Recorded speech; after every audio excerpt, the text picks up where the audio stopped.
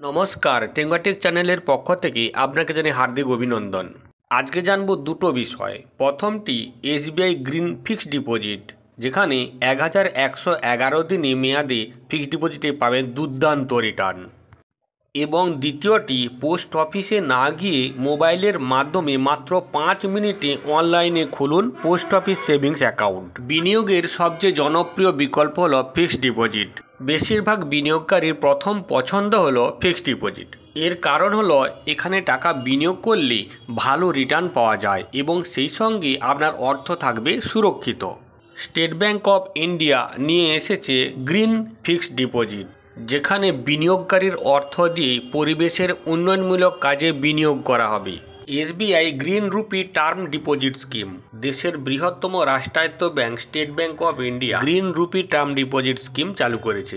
2024 সালের শুরুতেই এই স্কিম চালু করা হয়েছে। এই স্কিমের মধ্য দিয়ে যে অর্থ সংগৃহীত হবে তা পরিবেশের বিভিন্নমূলক উন্নয়ন প্রকল্পে এবং ফিনান্স ইকোসিস্টেমের বৃদ্ধিতে কাজে লাগানো হবে।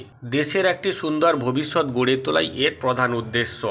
এবার জানবো এসবিআই গ্রিন ফিক্সড ডিপোজিটে কারা আবেদন করতে পারবেন। স্টেট ব্যাংক অফ ইন্ডিয়ার অফিসিয়াল ওয়েবসাইটে বলা হয়েছে আবাসিক বা এনআরআই বাসিন্দা, নন ইন্ডিভিজুয়াল এবং অনাবাসিক গ্রাহকরাও এই স্কিমে বিনিয়োগ করতে পারবেন। এবার জানবো এসবিআই গ্রিন ফিক্সড ডিপোজিটের মেয়াদ কতদিন।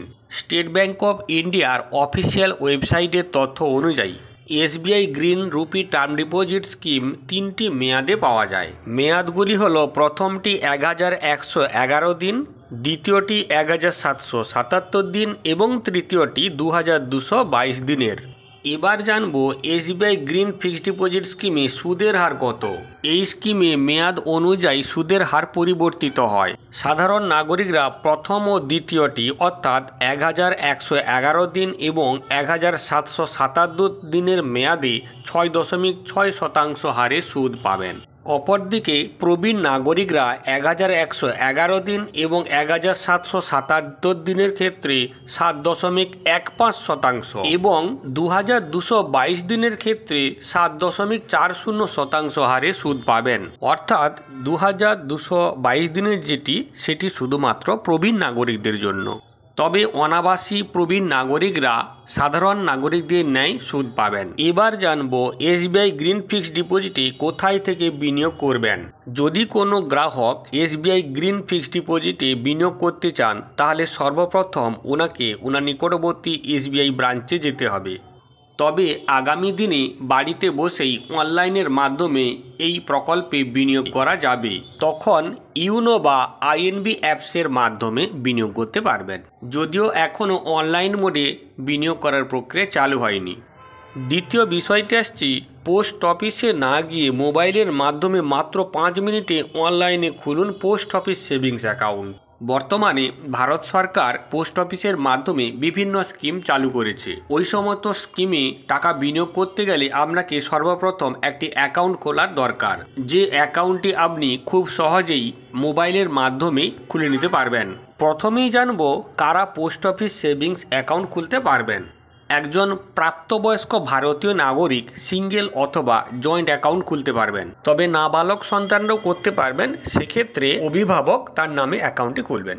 নাবালকের বয়স যদি 10 বছরের বেশি হয় তাহলে তার নামেই অ্যাকাউন্ট খোলা হবে। মানসিক ভারসাম্যহীন ব্যক্তি বা প্রতিবন্ধীর হয়ে তার অভিভাবকরাই অ্যাকাউন্ট খুলবেন। জয়েন্ট অ্যাকাউন্ট খোলার ক্ষেত্রে দুজন মিলেই খুলতে হবে এবং সেক্ষেত্রে যদি কোনো একজন মারা যান তাহলে অপরের নামে অ্যাকাউন্টটি ট্রান্সফার হয়ে যাবে।